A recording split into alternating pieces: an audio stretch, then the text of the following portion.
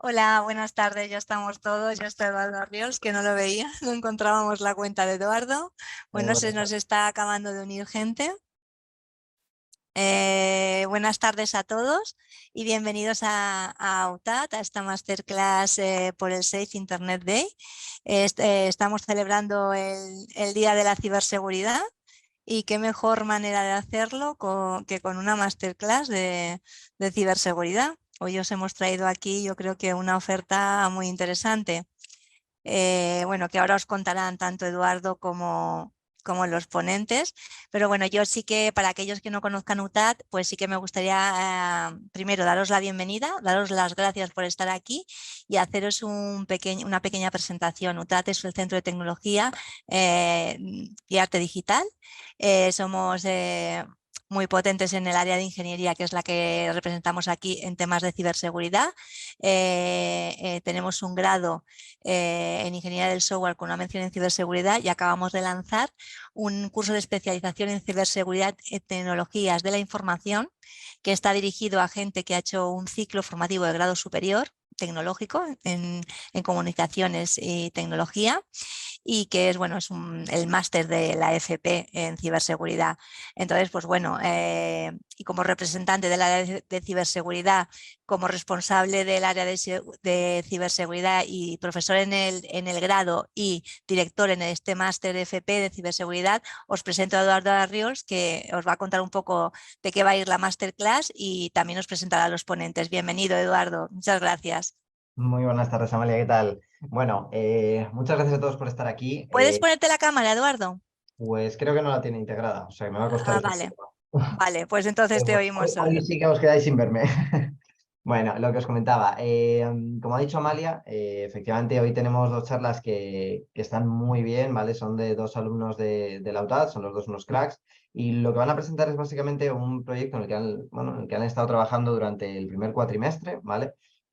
Amalia, bueno, los ha nombrado, ¿no? Por encima. Por un lado vamos a tener la charla de Carlos, que nos va a hablar sobre, bueno, el concepto de car hacking, básicamente cuáles son, digamos, un poco los principales tipos de ataques y tipos de vulnerabilidades que afectan a diferentes tipologías de coches, ¿vale? Desde coches un poco más antiguos a coches muy modernos y mucho más automatizados como puede haber hoy en día.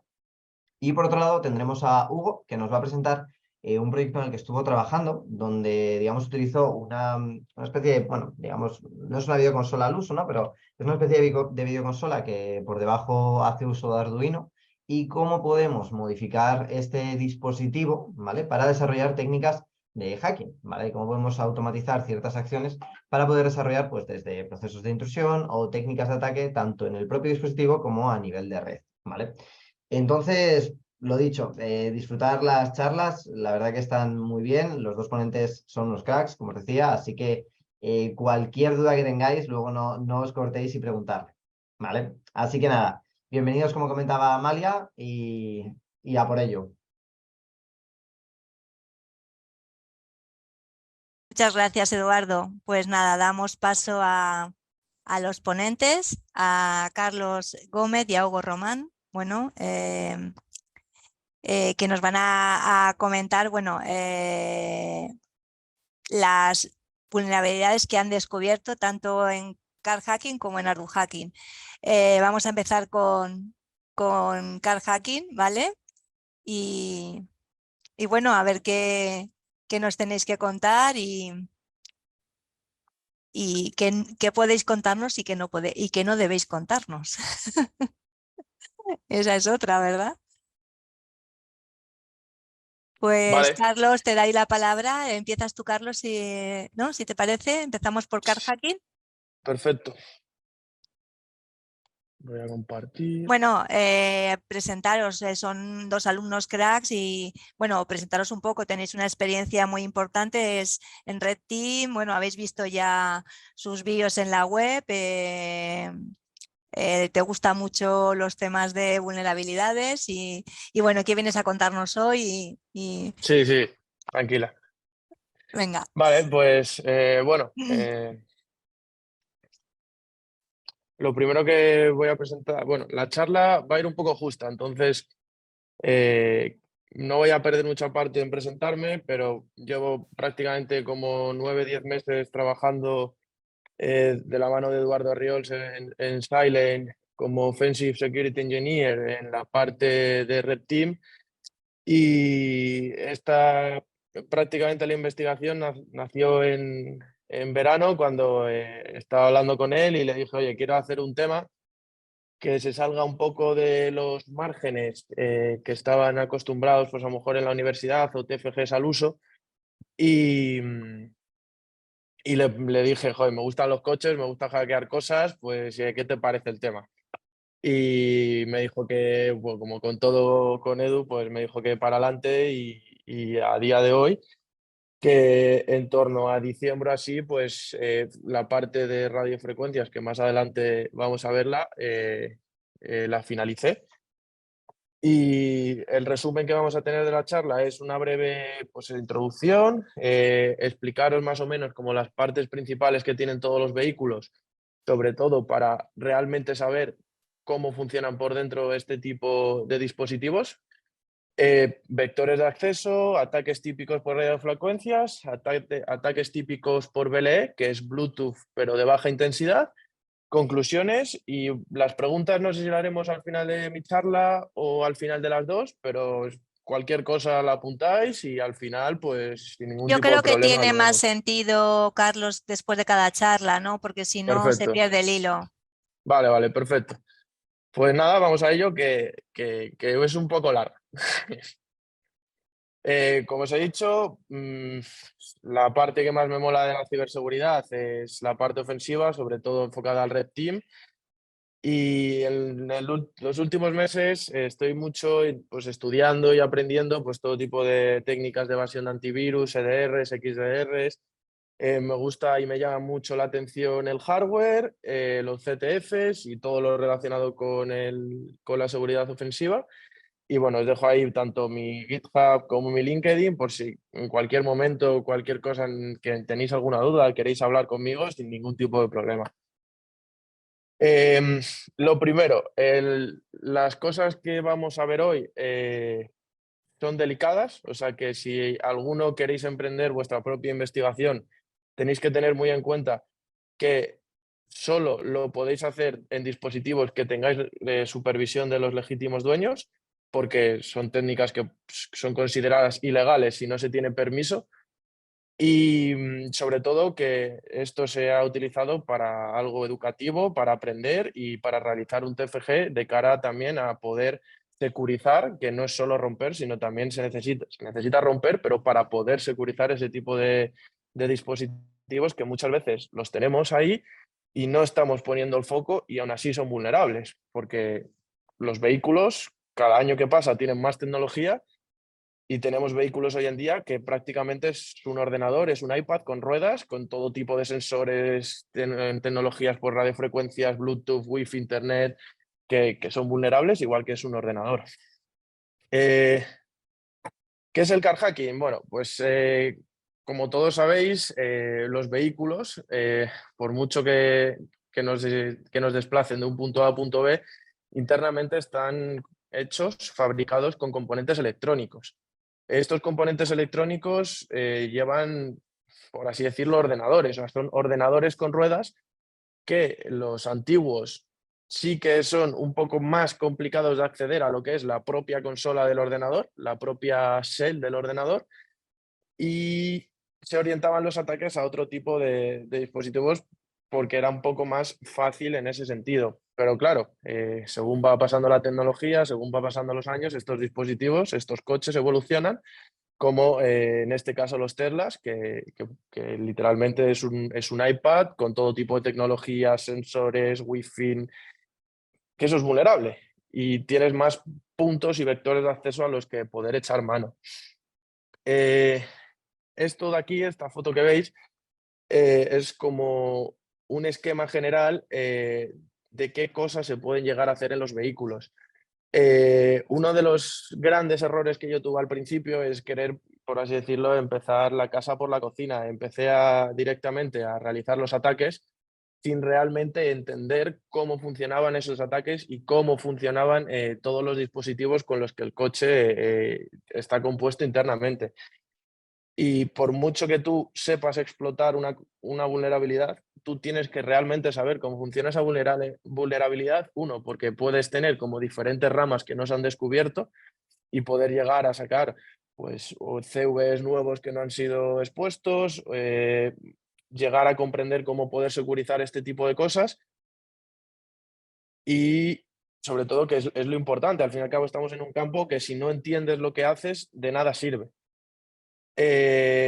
Cada vez es más común que, sobre todo en estos años atrás, noticias de, oye, se han robado tantos coches, una persona de repente por la noche con la cámara de una casa es captada como abre un Tesla sin la llave y se lo lleva, como a través de ciertos dispositivos se podían llegar a abrir vehículos únicamente poniendo una tarjeta, un lector de tarjetas en donde está guardada la llave del conductor y ese tipo de cosas. Y aunque estos ataques han existido toda la vida, los fabricantes hasta 2022 no se han puesto realmente las pilas con ciertos ataques y han hecho, y era como un campo de la ciberseguridad que todo el mundo sabía que estaba ahí, que era vulnerable, pero nadie estaba tomando cartas en el asunto.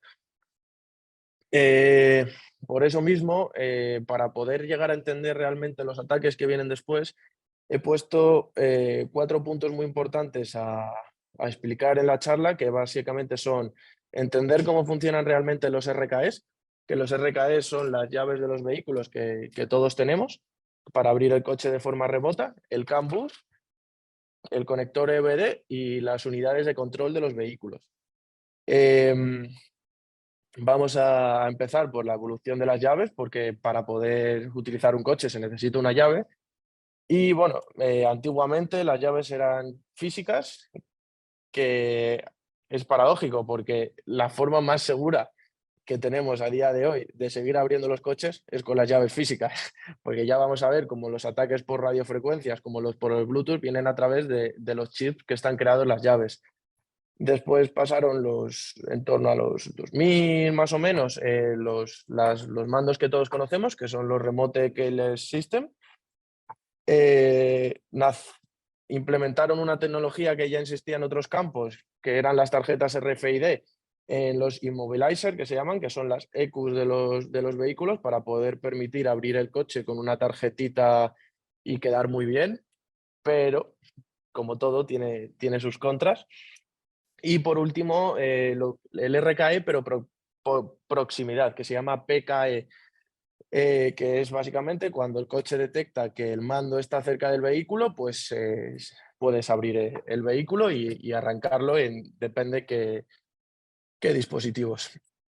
El CAN bus, bueno, es muy importante que conozcamos cómo funcionan todo este tipo de señales y este tipo de paquetes que se envían en los coches, porque cuando la simple acción de abrir el vehículo lleva por debajo un montón de acciones pertinentes que llegan a habilitar esa acción. El CAN bus es como, digamos, la intranet interna del vehículo.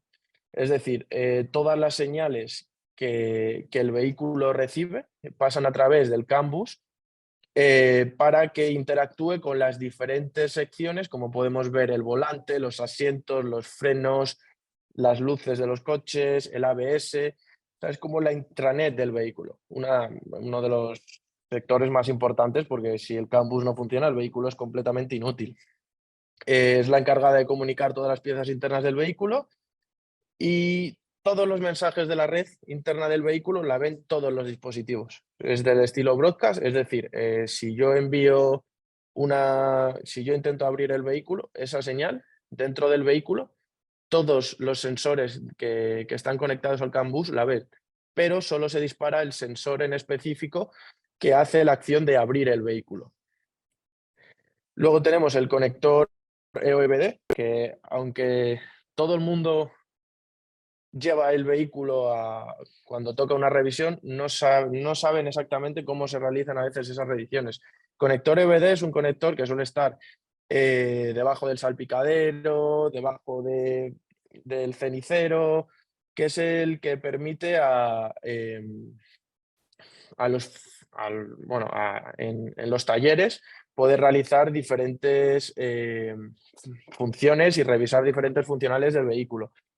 El conector original es el OBD, pero en Europa se estandarizó el EOBD, el cual se empezó a implementar desde los años 2000 más o menos en los coches con motores Otto, que son motores de combustión.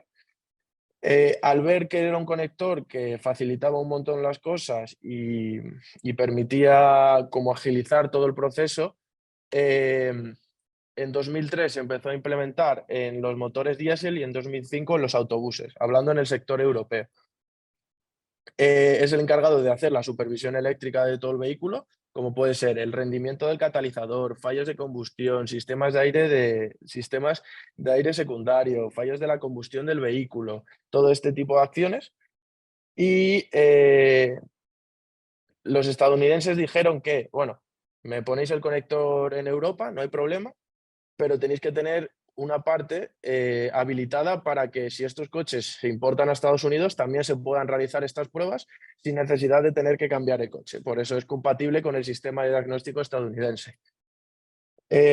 Por otra parte, tenemos las ECUs, que esto es bueno, una de las partes más importantes del vehículo, ¿vale? Para que os hagáis una idea, porque son unos sistemas hardware integrados, es decir, básicamente son PCBs con un montón de transistores, procesadores, chips, que son las encargadas de realizar las acciones como puede ser abrir una puerta, activar el aire acondicionado, frenar, luces. Son unidades de control que se encargan de gestionar todas estas acciones cotidianas del vehículo. En la actualidad, para que os hagáis una idea, los coches contienen 80 ECUs como mínimo. Todo depende del año del vehículo, la gama y bueno, lo que viene a ser un vehículo dependiendo de su gama. Sabiendo todo esto, una de las cosas que yo al principio no terminaba de conectar bien, porque sí, conseguí abrir ciertos vehículos, conseguí entender ciertos ataques BLE, pero no estaba viendo la conexión. Es muy importante, al igual que todos nosotros realizamos en un pentest, nosotros tenemos una metodología. Es muy importante cuando queremos aproximarnos o queremos realizar una investigación por nuestra cuenta, conocer qué tipo de vectores de entrada podemos llegar a tener en los vehículos. En los vehículos en este caso, pero en cualquier investigación que estéis llevando a cabo, porque aunque no sepamos en un principio todas las características propias o todas las características específicas de cada parte, sí que a raíz de una metodología, a raíz de saber exactamente qué partes interactúan en el vehículo y cómo lo hacen, podemos hacer como un mapa mental, un mapa de, oye, pues mira, si el coche tiene wifi podemos probar este tipo de cosas. Si el wifi se comunica con una ECU que va al motor, las siguientes. Entonces, esto es un mapa que hice yo a mano, enfocándonos en los diferentes tipos de ataque que tenemos según el rango de acción. En la parte de arriba tenemos como los ataques a larga distancia, que pueden ser por wifi o incluso desde las apps que tenemos en los móviles en la actualidad. Pasamos un escalón más abajo, que siguen siendo ataques externos, pero distancia media, porque ahí ya estamos hablando de lo que son los ataques por Bluetooth o BLE, los ataques por radiofrecuencias, que aunque sean ataques por radiofrecuencias, pues unos afectan a los RKEs, que son los mandos a distancia típicos, los PKEs, que son los mandos a distancia por proximidad, que tienen ciertos vehículos más nuevos y de gama alta, y luego las tarjetas RFID, que pues eso, Tesla, los nuevos Peugeot, los nuevos BMW, que también son vulnerables. Por otra parte tenemos los TPMs, que son sensores, que no nos vamos a centrar mucho en esto, y luego el escanol más abajo ya pasamos a la parte interna del vehículo. que tenemos el CAN bus, la consola central del coche, que viene a ser el propio coche, y el conector OBD. Y por último tenemos como la intranet de los vehículos, que están los inmovilizadores, las ECUs y los recibidores. Si nosotros nos fijamos en medio, que tenemos las radiofrecuencias, podemos ver como el RKE, hasta llegar al vehículo, pasa primero por la ECU, que la ECU es la unidad de control específico que se encarga de transformar lo que es la señal en la acción que va a hacer que el coche se abra la puerta. Si nos vamos, por ejemplo, al Bluetooth, el Bluetooth, por ejemplo, puede interactuar de forma directa con el coche o puede interactuar primero por la ECU y luego que la ECU pase la transmisión al coche. Entonces, este tipo de mapas, aunque parezca una tontería o algo básico, es muy importante porque podemos llegar a tener desde una visión a alto nivel cómo realmente están interactuando todas las partes con el vehículo. Luego, esto se puede extender infinito, porque en cada sección tú puedes decir, vale, pues por Wi-Fi puedo hacer este tipo de ataques, ataque no sé qué, por Bluetooth, tal. Entonces, es como siempre, hay que empezar poco a poco y luego ya ir dando más profundidad. Vamos a empezar con lo que todos, yo creo que hemos venido a ver hoy, que es los tipos de ataque. El replay attack, comúnmente la gente que nos dedica pues, al PT, Red Team, todo este tipo de cosas, es un ataque por red en la que tenemos un usuario por un lado que se origina una conexión, por ejemplo, a un servidor. Y el hacker, el atacante, se queda entre medias, escuchando. Entonces es capaz de escuchar las contraseñas, en este caso, del usuario, las guarda y las pasa otra vez al servidor. En los coches se hacía algo parecido, pero en vez de a nivel de red, se hacía por radiofrecuencias. Es decir, el usuario, en vez de tener un ordenador, va a tener una llave y el servidor, en vez de ser un servidor, va a ser un vehículo. Y el hacker en específico va a tener un ordenador con ciertos dispositivos capaces de almacenar dichas señales para poder en un futuro replicarlas al vehículo. Aquí tenemos, por ejemplo, una señal digital demodulada. Demodulada es como saber exactamente cómo las ondas digitales analógicas se transforman a unos y ceros, que son los consecuentes que el coche va a interpretar. Entonces, cada vez que tenemos un pico hacia abajo, quiere decir que la onda viene a ser un 0. Cuando tenemos un pico hacia arriba, el código binario es un 1. ¿Qué pasa? Este tipo de ataques solo los tenemos en los coches antiguos. En los coches a partir pues, del 2001 para atrás funcionaban en torno a una lista blanca. Es como una lista de personas que están apuntadas a una fiesta.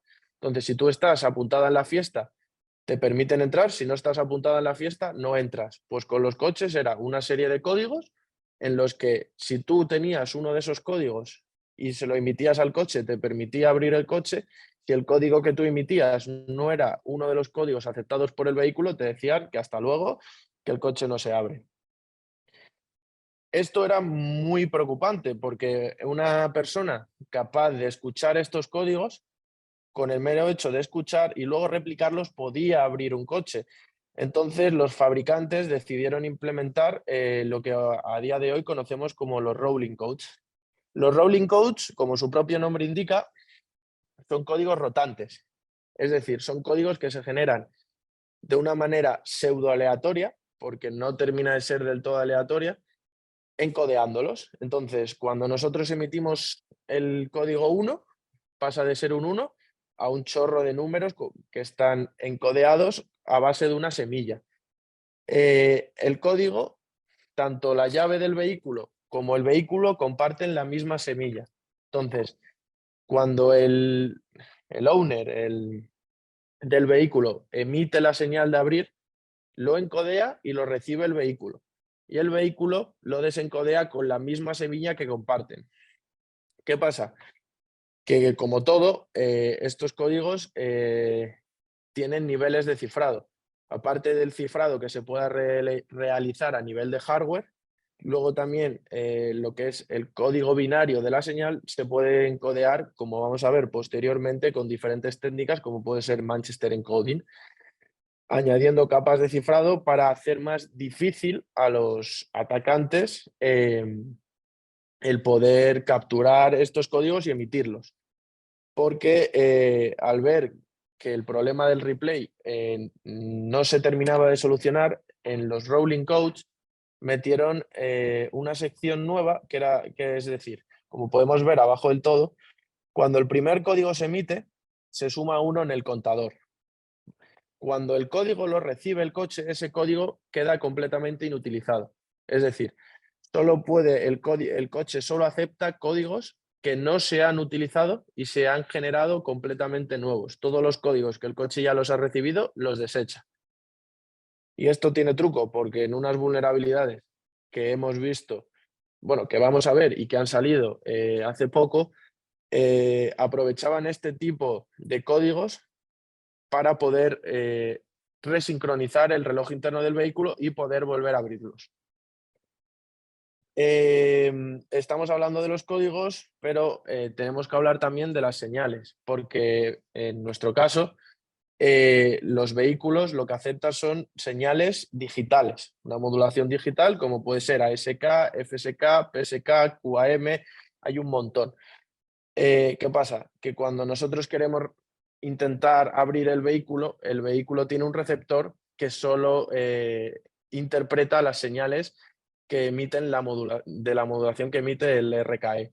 Entonces, si el vehículo acepta ASK, pero el RKE emite FSK, no se va a abrir. Entonces, cuando nosotros queremos hacer estos ataques, tenemos que tener en cuenta en qué frecuencias se están emitiendo, que dependiendo en qué país haya realizado el vehículo, los mandos del vehículo son un tipo de frecuencias u otras, ya que están reservadas, y qué tipo de modulación digital está utilizando el vehículo. Para esto he preparado una demo en directo para poder enseñaros, que es como más gráfica y se va a entender mucho mejor. Vamos a utilizar el HackRF, ¿vale? Que es un dispositivo capaz de recibir señales y emitirlas. Esto es una antena, la cual va a ser la encargada de recibir la señal y va a ser interpretada por el HackRF. Como veis, ya está configurado la frecuencia a la que estamos escuchando, que para los coches europeos es público y se conoce en todos lados, que es la 433,92. Entonces nosotros lo ponemos a la escucha. Si yo emito la señal de abrir, veis como aquí a la derecha el pico de la señal está en 433,968. ¿Por qué no está exactamente en 433,92? Porque las señales, para que el vehículo no se vea como encerrado en escuchar una única frecuencia, porque puede variar según la pila del mando, que haga frío, que haga calor, que esté en peores condiciones o en mejores condiciones. El vehículo acepta un ancho de banda específico. Como podemos ver abajo, es un espectrograma toda la vida, que son como señales de calor, pasar la modulación digital a señales de calor, y vamos a pararlo. Y lo que vamos a hacer es vamos a guardar una de estas señales para que veáis cómo es. Cada pulsación que yo emito son 4 señales, como podéis ver. Esto quiere decir que para que el coche, en el caso de que queramos abrirlo, tienes que emitir esas 4 franjas de señales. Vamos a guardarlo. A ver, esto. Save. Mirad.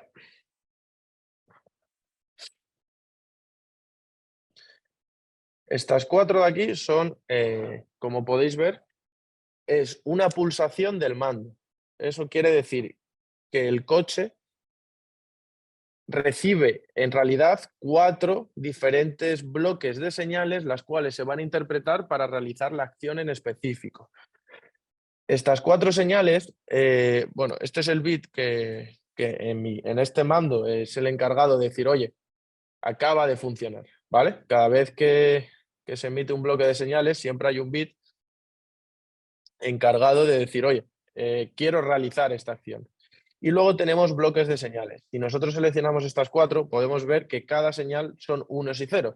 Es decir, pasa de digital a analógico de forma de binario, en formato binario, que el coche va a ser el encargado de interpretar este formato binario para realizar la acción en específico.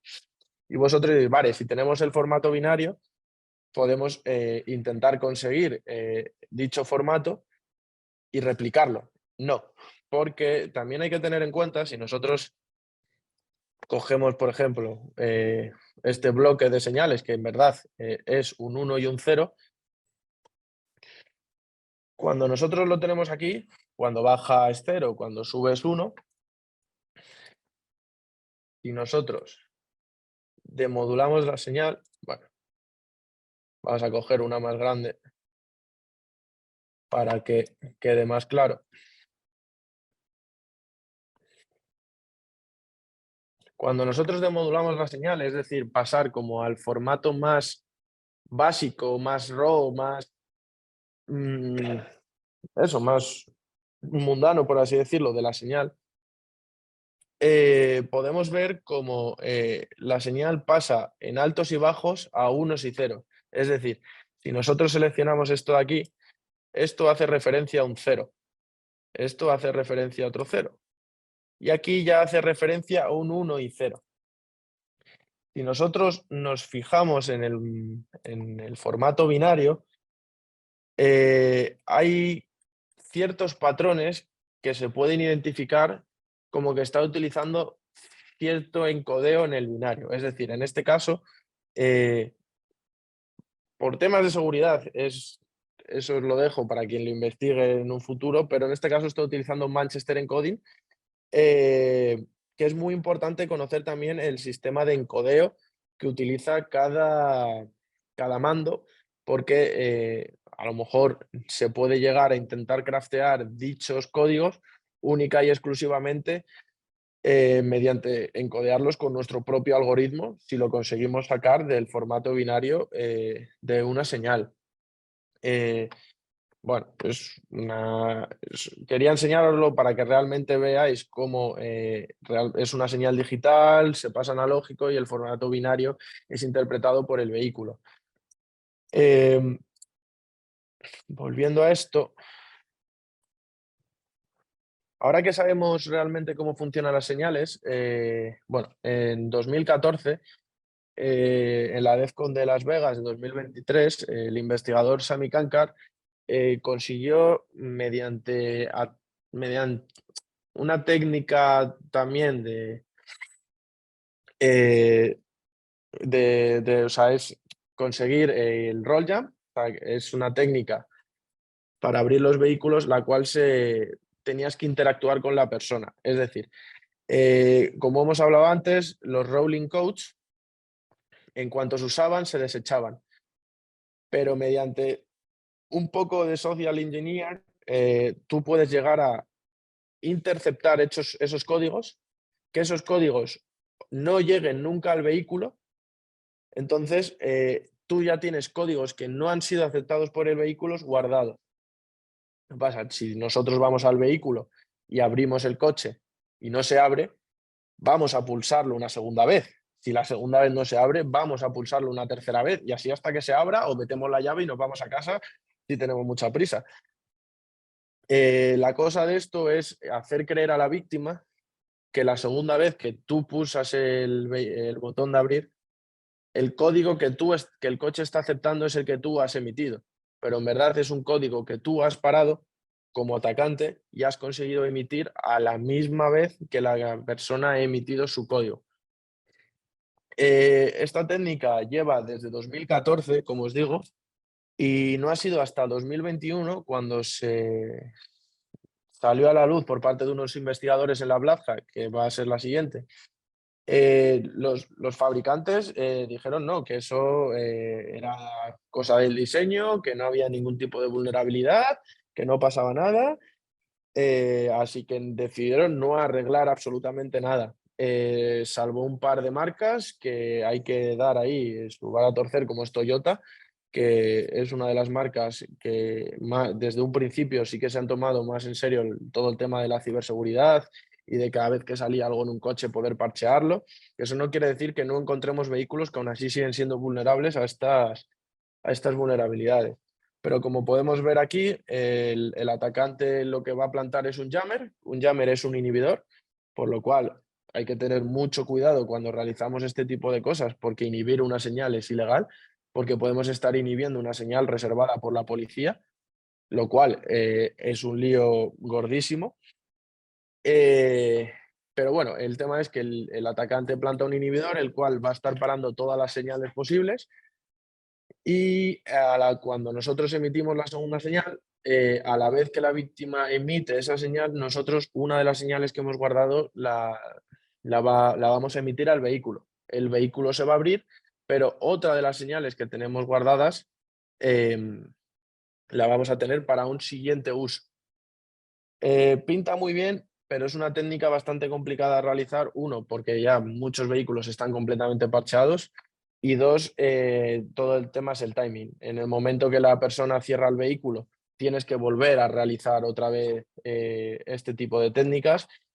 Y como todo tiene su doble vara, es una técnica muy poderosa porque puedes abrir el coche, pero es muy complicada de hacer y cada vez más porque está siendo parcheada en prácticamente todos los vehículos que o están conectados a internet o los has llevado al taller en el último año.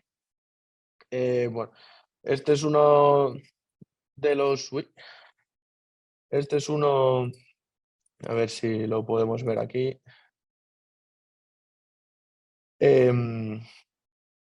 Es una de las pruebas que yo hice en su momento que realizando una técnica de roll jump a mi propio vehículo, realizando la investigación. Como podemos ver en el ordenador, hay una serie de señales que han sido paradas y comprobamos que el vehículo está cerrado. Y a la hora de emitir X señales, se puede llegar a abrir el vehículo.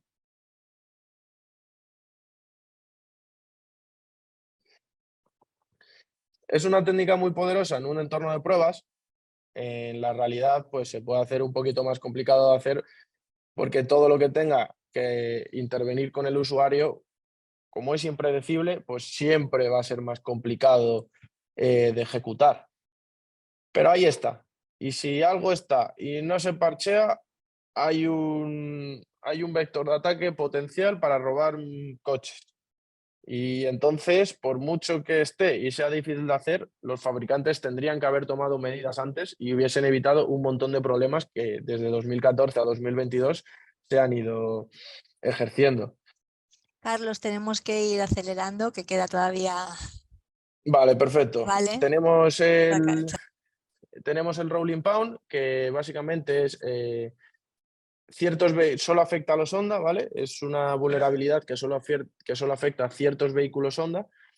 Y esta vulnerabilidad te permitía mantenerte a la escucha, recibir señales, recibir señales, recibir señales, y mediante la secuencia de X señales seguidas, tú permitías resincronizar el reloj interno del vehículo, pudiéndolo abrir y realizar todo tipo de acciones.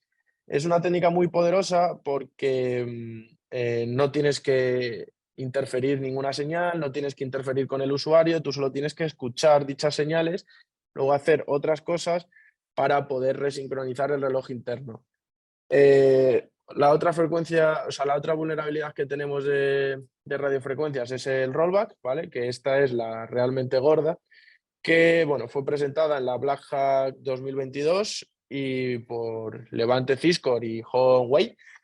Y esta vulnerabilidad lo que te permitía es, mediante la escucha de X señales seguidas, poder resincronizar el reloj interno del vehículo y poder utilizar esas señales, por ejemplo, a 3 meses vista. Es decir, es mucho más poderosa que el rollback, porque el rollback, si la persona cerraba el vehículo,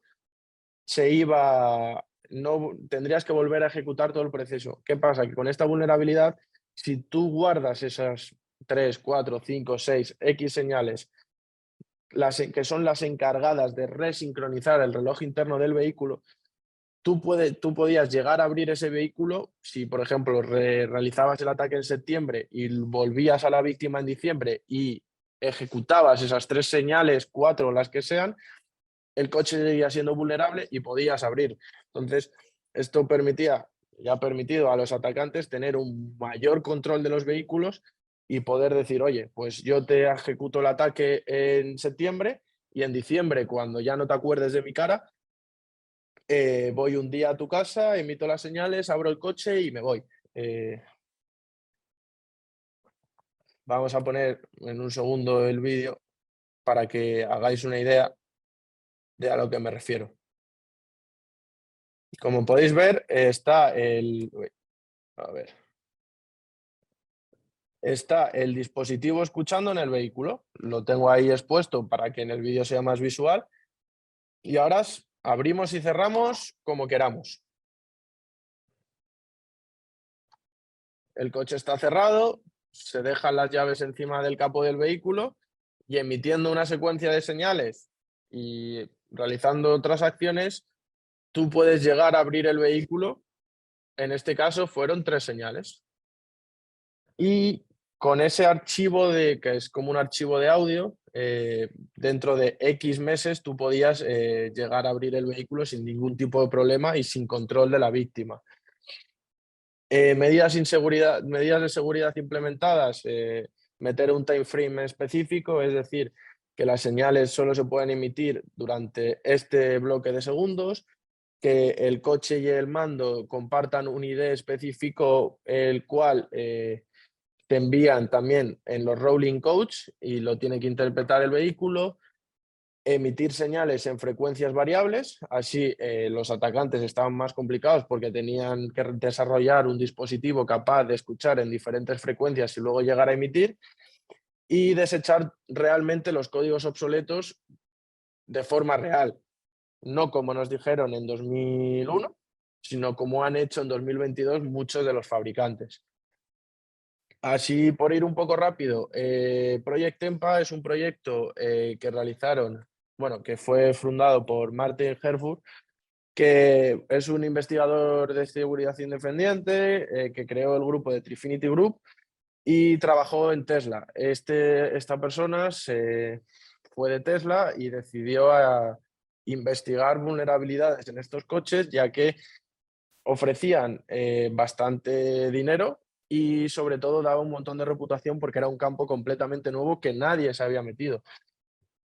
Creó Trifinity Group con estos, todos los que podéis ver aquí son completos genios que se encargan única y exclusivamente a investigar y hacer pruebas con estos vehículos, y han sido los pioneros en sacar a la luz todas las vulnerabilidades de los Tesla y lo potente que puede llegar a ser una vulnerabilidad de estas y que los fabricantes no tomen ningún tipo de medida. Aquí tenemos las más destacadas, aunque falta una que es el NFC Relay, pero bueno, tenemos ataques por BLE, autorización, este tipo. El BLE, para que os hagáis una idea, es Bluetooth, pero es un Bluetooth de baja frecuencia que se suele utilizar en las tarjetas RFID. Cuando nosotros abrimos una taquilla en el gimnasio con la tarjeta, si ponemos el oído al lado de la cerradura, podemos llegar a escuchar cómo se está emitiendo un sonido. Ese sonido viene producido debido a que la señal de Bluetooth de baja intensidad está interactuando con ciertas partes internas que interpretan esa señal y abren la taquilla. Pues con los coches es prácticamente igual. Las diferentes formas de abrir un Tesla, que es pues mediante el móvil, mediante las tarjetas RFID, la llave de proximidad y el VCC, que es como el protocolo interno que tiene Tesla para interactuar con todas las medidas para poder abrir el vehículo. El VSEC está basado en el Base Protocol Buffer, define las interacciones en el vehículo y los security device a través de los archivos producidos en base a los protocolos de buffer que tienen integrados internamente, y está basado en casos de uso de las personas. Esta es una foto de lo que era la versión de la app de VSEC en 2022, para que veáis todas las llamadas internas que puede llegar a tener este tipo de aplicaciones. ¿Qué se puede llegar a hacer en un Tesla? Pues mira, tenemos el típico ataque made in the middle, pero a través de una VPN, es decir, nosotros acercamos un dispositivo que triggeré el teléfono, porque con los Teslas, cuando tú tenías el teléfono cerca, el coche lo detectaba y se abría el vehículo. Pues tú acercabas un dispositivo al teléfono, el dispositivo hacía que se triggeré, interpretaba como que era el coche y recibía la señal que producía el teléfono, se conectaba mediante una VPN o mediante otro tipo de comunicación con otro dispositivo que estaba al lado del vehículo y podía llegar a abrir el Tesla a X distancia, dependiendo cómo el canal de comunicación que esté utilizando. Tenemos el Keydrop Attack, que la aplicación enviaba el mensaje que tenéis aquí, que era básicamente poder llegar a realizar que se desautenticase el teléfono, es decir, que el teléfono sea completamente inútil y no sea aceptado por el vehículo. Entonces obligaba a la persona a tener que utilizar el NFC, la tarjeta NFC, o volver a resincronizar el vehículo entero con su teléfono. Y a raíz de esto sacaron la vulnerabilidad de Authorization Timer Attack, que lo que permitía era que el coche, cuando tú abrías el coche mediante la tarjeta NFC, durante 130 segundos, 120 segundos, dependiendo la versión, el coche permitía aceptar nuevas claves. Es decir, permitía que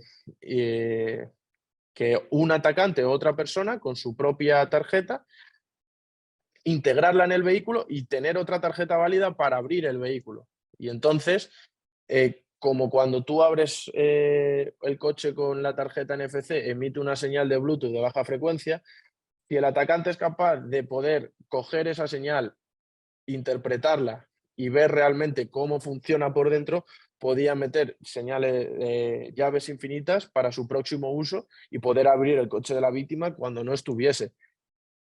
Estas son pues llamadas a la API pertinente que tenía Tesla en su momento. Y si me dais un segundillo para que, porque esta parte ha ido un poco rápido, pero aquí podéis ver el ataque en funcionamiento por parte de la organización.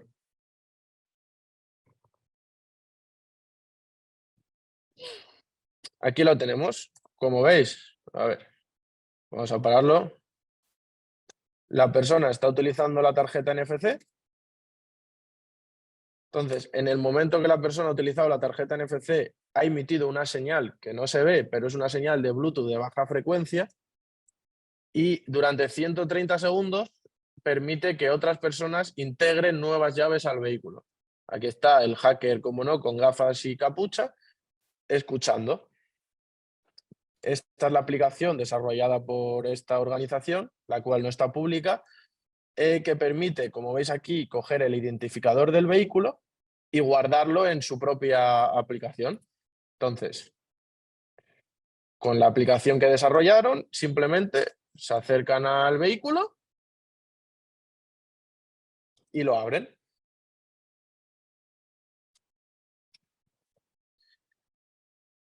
Y ya por último, y terminamos, lo que hemos dicho de que permite hacer una llave, abrir y cerrar, conducir el vehículo, etcétera. Herramientas que están públicas y que permiten realizar una investigación con Bluetooth, pues sobre todo las que podemos coger de Trifinity.org, que son top, y no creo que se encuentre nada más y mejor que eso. De hardware, para el tema de radiofrecuencias, un SDR, como puede ser el HackRF o otro, el que más os guste. Y bueno, tenemos diferentes tipos que ya depende tanto del presupuesto como lo que tú quieras hacer. Si tú solo quieres recibir señales, tenemos dispositivos que por 10-15 euros en Amazon los tienes. Luego tenemos otros que son capaces de emitir y recibir señales como el HackRF. Tenemos propios modding del HackRF que les integran pues, una pantalla, batería, botones, todo tipo de cosas y antenas, muy importante porque dependes de la antena. Si un SDR sin una antena es completamente inútil. Y bueno, para finalizar, sobre todo, aparte de animaros a que realicéis vuestra propia investigación, porque creo que es muy importante que, bueno, en este sector tengas curiosidad y tengas ganas de hacer cosas y de moverte, conoces un montón de gente muy, muy, muy lista, muy potente, expandes tus conocimientos infinito y tocas temas, sobre todo, como puede ser el tema de hacking de coches, que no es muy conocido y que es muy importante, sobre todo porque se necesita dar a conocer este tipo de vulnerabilidades a las marcas para que puedan parchearlo y que los clientes, que somos nosotros los que compramos el coche, no nos vemos perjudicados por fallos que pueden llegar a tener pues, estos vehículos, los chips y todo tipo de cosas inteligentes que tengamos en el día de hoy. Agradecimientos, bueno, pues sobre todo a Eduardo, que ha sido el que primero me animó y me dijo, pues lo haces y punto. Y ha sido tanto mi guía como, bueno, para mí es un referente y es mi referente y he estado trabajando 10 meses con él en Silent y joder, Silent he adquirido casi todos mis conocimientos ahí y estoy muy agradecido. Y a Joel Serna, que aunque aquí no he podido concretar ciertas cosas, me dio la puntilla para ciertos ataques, para terminar de entenderlos y terminar de poder ejecutarlos de una manera diferente a cómo habían sido expuestos, mejorándolos. Y a la UTAD el haberme permitido haber dado esta charla y tener este huequecito hoy para joder, poder mostrarlo a todos vosotros. Gracias a ti, Carlos, por esta magnífica masterclass, por este esfuerzo de investigación y por este proyecto también documentado y sobre todo por compartir con nosotros tu investigación, todo el esfuerzo que has hecho y bueno, Nada. enhorabuena. No sé si Eduardo Arriols está por ahí porque le ha petado el portátil y estaba intentando conectarse con el móvil. No sé si te ha podido escuchar todo, pero bueno, le pasaré la grabación entera. Bueno, Eh, no, tranquila. pero bueno, que ha sido, bueno, yo creo que una manera de celebrar el Safe Internet Day con esta ponencia, yo creo que inmejorable. Muchísimas gracias de verdad y enhorabuena por este pedazo de trabajo. Y bueno, y quiero animaros a todos los que estáis ahí, pues a continuar a estudiar ciberseguridad porque es una profesión de futuro, como podéis ver, y hacer cosas muy chulas, muy chulas. Mira, por aquí te dicen Eric Sauco, muchas gracias por exponer también el tema. Bueno, y si hay alguna pregunta, vamos un poquito mal de tiempo, pero vale, muy interesante. Muchas gracias por la charla, enhorabuena. Comentan muy técnica y en detalle sobre un tema muy innovador y difícil, cierto. Yo tengo una duda, vamos a ver, Javier Pinilla, sobre el método de grabar las frecuencias escuchadas. Si los códigos van cambiando cada vez que es abierto o cerrado el coche, ¿cómo es que funciona la frecuencia grabada? ¿O es que desde la grabada se hacen variaciones hasta que funcione? No sé si lo pillas. Sí, cada vez que tú emites una señal, esta señal tiene un código que es aleatorio. Entonces, el código se encodea mediante una semilla y ciertos mecanismos de coding. El coche tiene la misma semilla y desencodea esta señal. ¿Qué pasa? Que se supone que esos códigos eran completamente desechados. O sea, cuando utilizabas un código no lo podías volver a utilizar. Como no, hay trampa en ello. Hay X ataques, como los que hemos expuesto, que tú puedes llegar a recibir señales en un determinado tiempo específico, como en una determinada batería, y puedes llegar a emitir mediante ciertas variaciones estas Ay, señales para poder bypassear ese parche de seguridad que implementaron hace mucho tiempo. Se supone que tal y como tú los pones es como deberían de funcionar, pero como se ha visto en 2022 no era como realmente funcionaban y es donde han empezado a decir, vale, esto es un problema, vamos a parchearlo y cualquier coche de aquí al último año que tenga conexión a internet, la mayoría de estos ataques no funcionan. Spoiler, algunos sí. Y es cuestión de los fabricantes y de la gente que realiza los chips del mando. No sé si hay más, bueno, a ver si hay más dudas, a ver. Bueno, felicidades. A ver, me dicen, Sergio pregunta, ¿dirías que los Tesla son los coches más vulnerables? Muy interesante. Em, Bueno, aquí, sobre todo, gracias por la charla, muy interesante. Enhorabuena por la investigación. Muchas gracias por exponer también el tema. Todos esos Nada, también joder, quiero hacértelos llegar, porque no es te de preocupes. verdad, es para darte la enhorabuena. Yo creo que los Teslas antes podía ser que sí, que eran los coches más vulnerables, pero gracias a gente como la organización de Trifinity ORG, Kevin Don 29006, que es otro investigador top de China, ahora mismo son prácticamente los coches que más seguros porque es los que más foco hay, porque es la compañía que más reguardea a la gente que investiga de, oye, has sacado esta vulnerabilidad, vale, pues te pago. Entonces, cuando eso pasa, quieras o no, hay más gente metida en el tema, hay más dinero, si hay más dinero hay más seguridad y si hay más seguridad, menos vulnerables.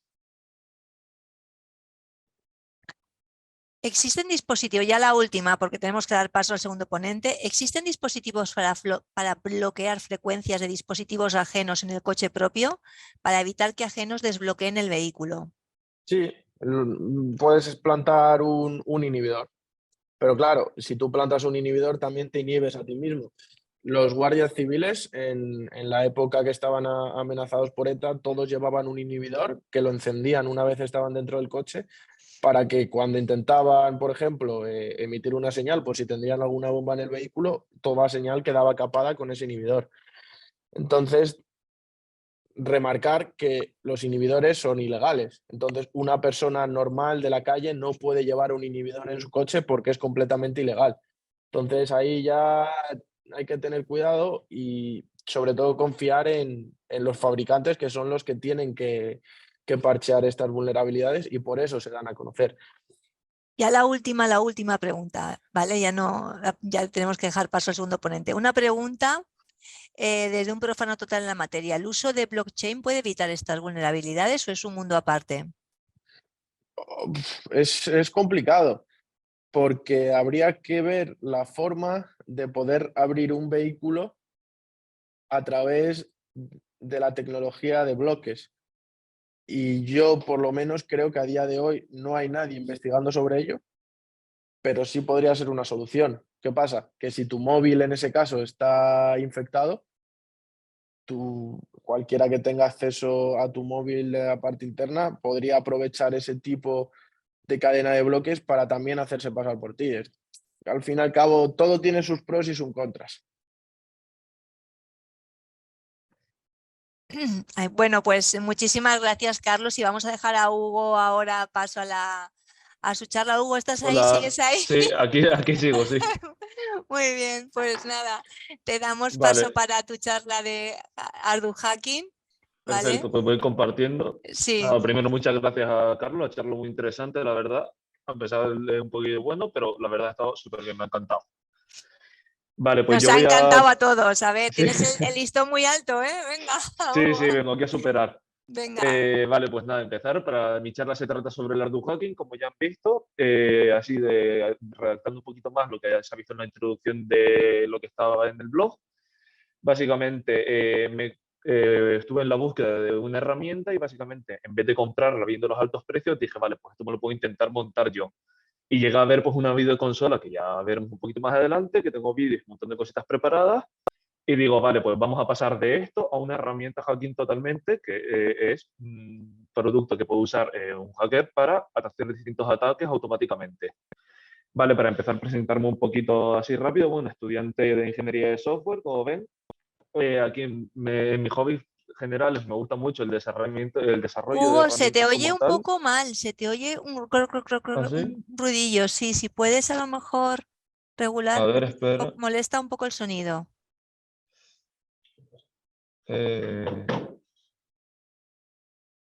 ¿Así se me escucha mejor a lo mejor?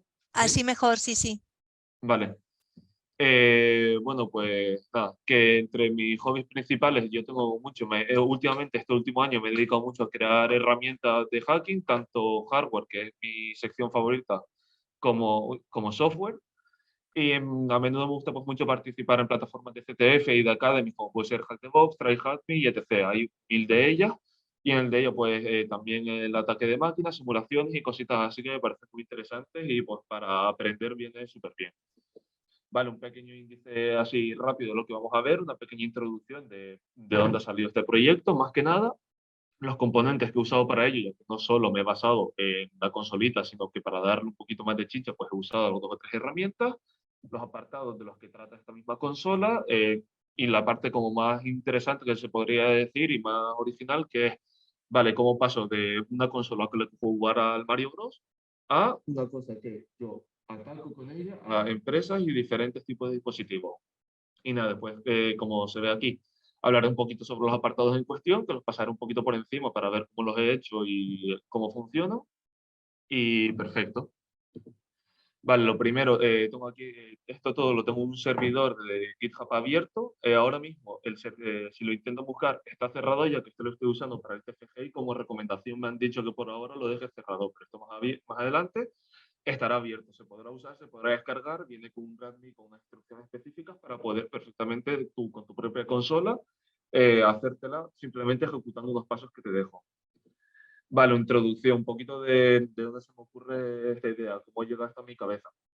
Vale, pues esto me pasó, en principio vino para un proyecto que tenía que desarrollar yo y siempre me ha gustado mucho pues las herramientas estilo películas que hemos visto todo el mundo de hacker. Un chico llega, de repente coge un móvil, coge un dispositivo y de repente no hay ordenador, ha sacado todas las contraseñas. Es un poquito más complicado que eso, evidentemente, pero hay muchas herramientas que ya se conocen y se han desarrollado, como se puede ver aquí en la presentación que tenemos, el Flipper, que es ahora mismo pues, la más conocida de todas. Es una herramienta que tiene un mogollón de módulos con el cual se pueden hacer un montón de ataques, tanto Bluetooth como Wi-Fi, como por radiofrecuencia, incluso conectándolo. Esto es como, por decirlo así, la odisea dentro de la consolita de hacker, vamos a decir.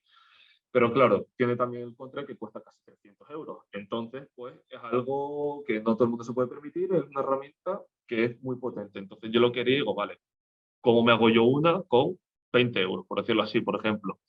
Entonces, nada, pues de aquí surgió el proyecto y mi idea era simplemente coger una placa, una pantallita, unos botones y hacerlo yo, pero vi esta consolita por internet y digo, que era además código abierto, una consola que se usa, que la vemos aquí en componentes, esta es la consola en cuestión. Ahora les enseño un vídeo que tengo grabado para que se vea bien. Es una videoconsola normal, que es una placa normal con sus botones y su pantallita, que es programable. Como funciona esto originalmente es, tú coges en el ordenador, te descargas un juego, conectas la consola al ordenador y cargas el juego dentro. Entonces la videoconsola se queda dentro de su memoria, se queda el juego y pues como si fuera una Game Boy normal y corriente.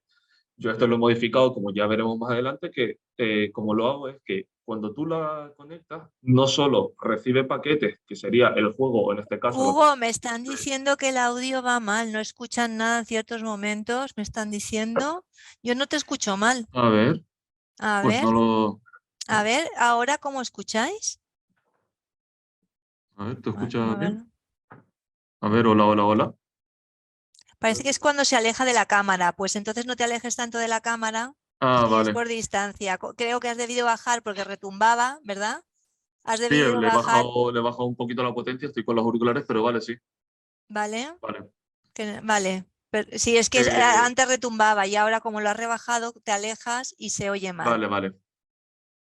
Ok, pues bueno, a ver, quedo por aquí. Y bueno, básicamente eso. Yo el ataque principal que hago con esta consola es básicamente lo conecto a un dispositivo, un ordenador, y en cuanto se conecta yo puedo básicamente elegir qué tipo de ataque quiero hacer sobre el dispositivo, sobre la víctima en cuestión, e inyecto una carga maliciosa. La principal función que tiene esta consolita es actuar como un teclado.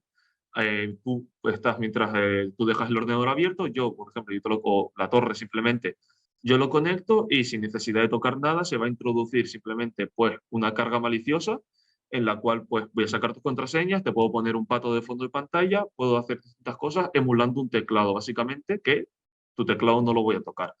Después uso, como pueden ver aquí, la Raspberry. Esto al fin y al cabo, pues puedes tenerle pocos juegos. Si, por ejemplo, yo quiero usar archivos como para crear máquinas reversas, sacar contraseñas automáticamente y cosas así, pues necesito algo que me apoye. Entonces, esto es lo que estoy usando. Lo uso como un servidor externo que, en este caso, en el dicho caso que estoy haciendo una auditoría y yo voy a una empresa, lo conecto a un ordenador y esto está activo en mi casa, tanto mandando como recibiendo paquetes, como pueden ser archivos de un programa directamente que se ejecute para cargar ciertos payloads, o que yo, en vez de guardarme, imagínate que te he sacado las contraseñas de todo tu directorio activo, de todos los usuarios, pues me las envío automáticamente, no las guardo en ningún lado dentro de la consola, sino que se envían a este propio ordenador, vamos a decir. Y nada, y después otros programas, como puede ser Dropbox, he usado Discord, que lo uso más o menos, pues, en el caso de no tengo una Raspberry, no tengo una placa, ¿cómo lo hago? Vale, pues más o menos pues para eso. Los apartados, ¿vale? Yo al principio cuando empecé a desarrollarlo, vi como que simplemente el hacer esto se llama un Robert Ducky, el nombre más conocido, de conectar un aparato, un pendrive en este caso, y que inyecte cargas maliciosas, inyecte payloads dentro del ordenador. Entonces le quise dar como un pequeño giro, un poco más de originalidad y hice un gestor de contraseña.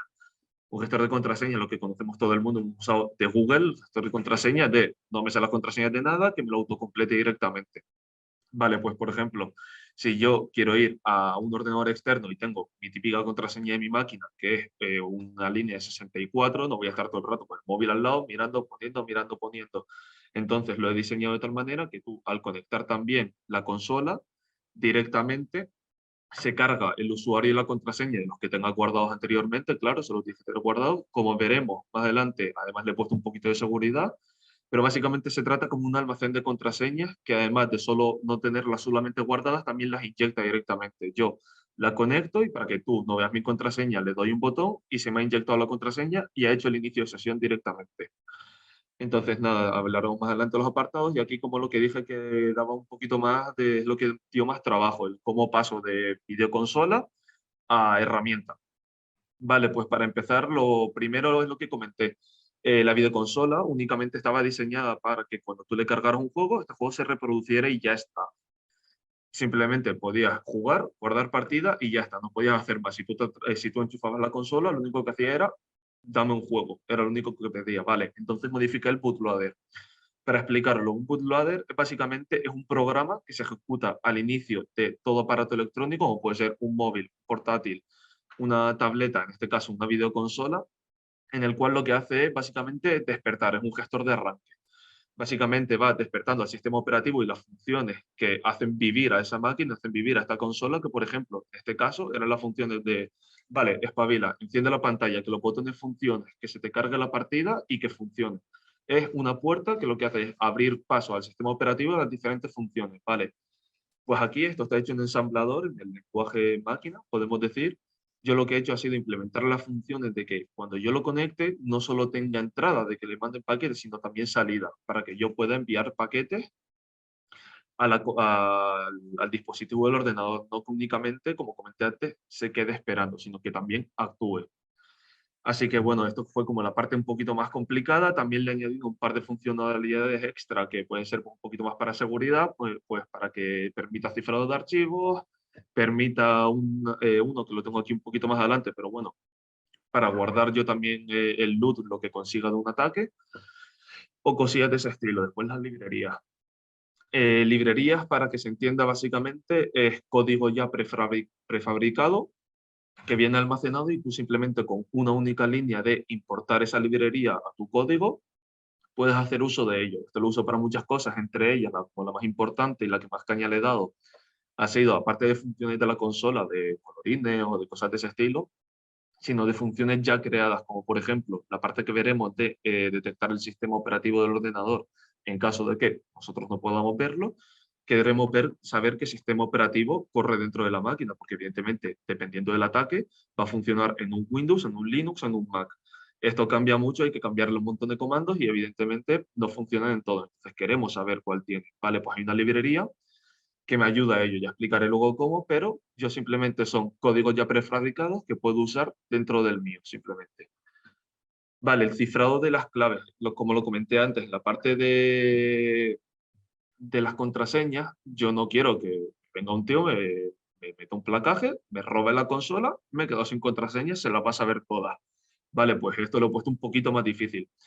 Con un programa que encontré en internet, que tengo por ahí guardado, si salgo con un poquito de tiempo se los enseño, permite ciertos archivos que tú le subes a la consola, la parte esta de recibir que tiene, pues si de recibir recibe 8 archivos en total, yo le puedo pedir y le digo, vale, pues este archivo y este archivo quiero que me los cifres, que si alguien me roba la consola y se enchufa, no pueda leer la memoria.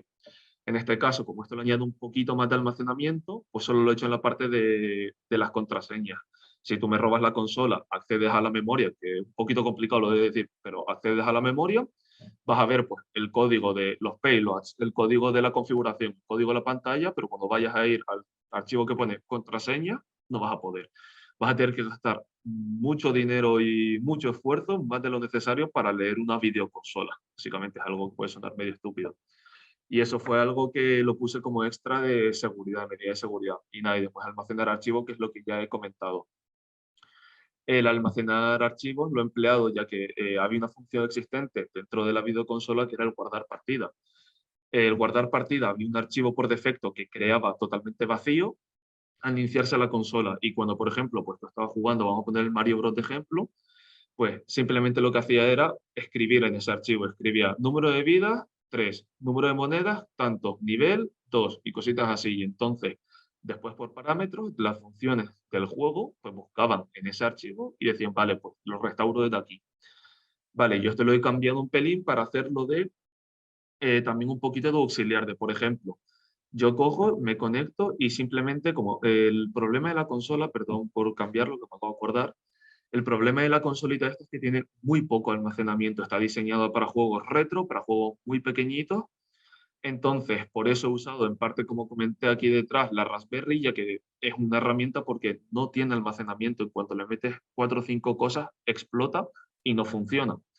Entonces, pues, para ello hice un poquito el almacenar de archivos para tenerlo de extra, de robo una o dos contraseñas, robo una URL, hago cositas así, pues lo que hago es que dejo ese archivo en blanco, le llamo loot, y en cuanto yo te lo conecto, simplemente si ejecuto una función que sea, solo quiero la contraseña de este equipo, del equipo que acabo de encender, pues la guarda ahí dentro. Y pues al volver a conectarla a nuestro ordenador de atacante, pues la podemos ver.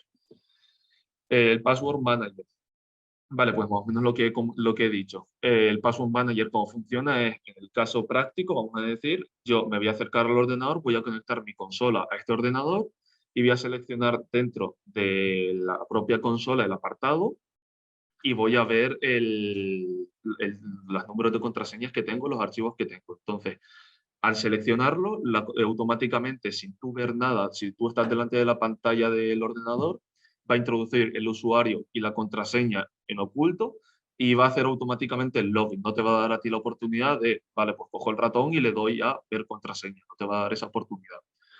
Y pues aquí, como se ve en el lateral, pues nada, esta es la videoconsola. Si la abres la parte de atrás, por aquí tenemos, esta es la batería y estos son pues básicamente los pines de memoria. Esto es lo que tú tendrías que conectarte para leerlo, que es lo que yo en este caso he cifrado, entre comillas, los archivos de la consolita.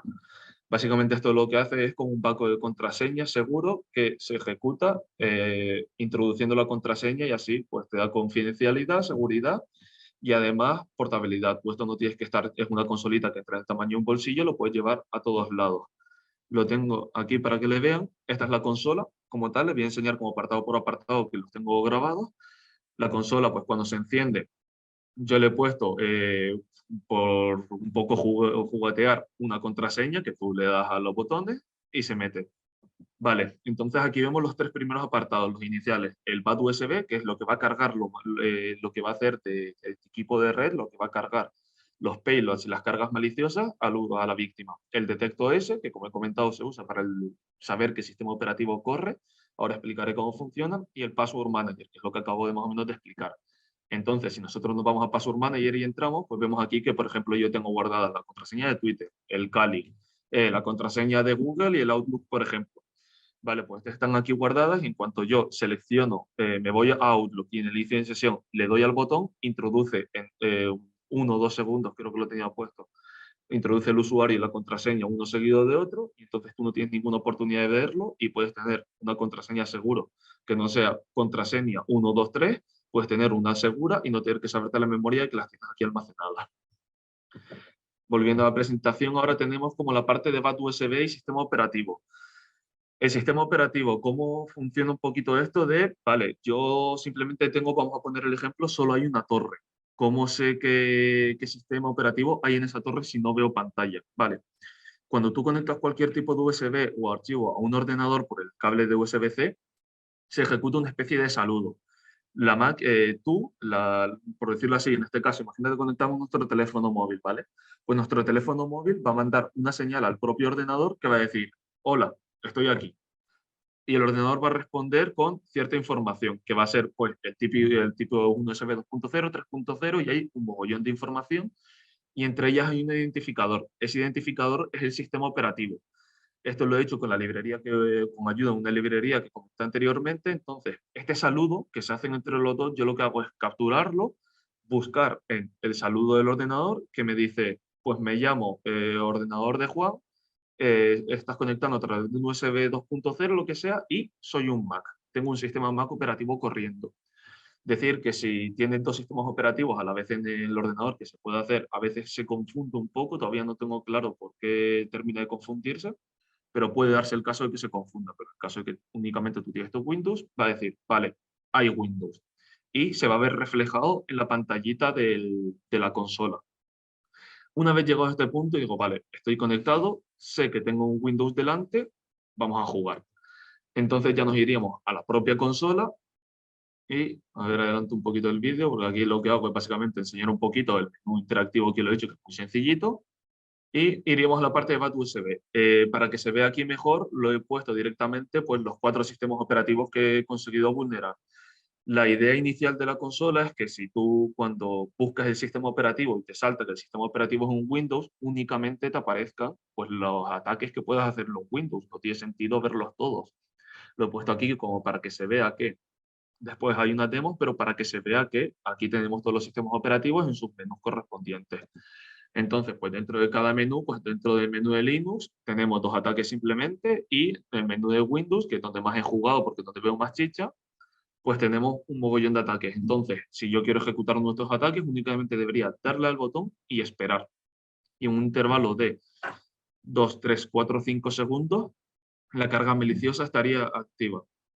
Y yo podría desenchufarme y irme. O, si quiero, que esta es la ventaja de esta videoconsola, ya que es interactiva, no tengo el problema que tienen muchos artilugios de, vale, pues si yo quiero hacer 3 ataques, tengo que enchufar a la víctima, ejecutar, volver al mío, cambiarlo, víctima, ejecutar, y así en bucle. Yo lo que hago es guardarlos todos en el mismo dispositivo, y si yo quiero hacer 3 ataques a la vez, enchufo el uno. Cuando acabe ese, enchufo el otro y después el otro, y todos los que quiera. Los puedo hacer uno detrás de otro. Esto le da como mucha versatilidad a la máquina, y básicamente eso, el poder, aparte de dar muchas más opciones, el poder adaptarse a la situación, ya que yo directamente tengo una máquina, me puedo pasar a otro ordenador que está al lado, y que ese ordenador no tengo un Windows, tengo un Linux.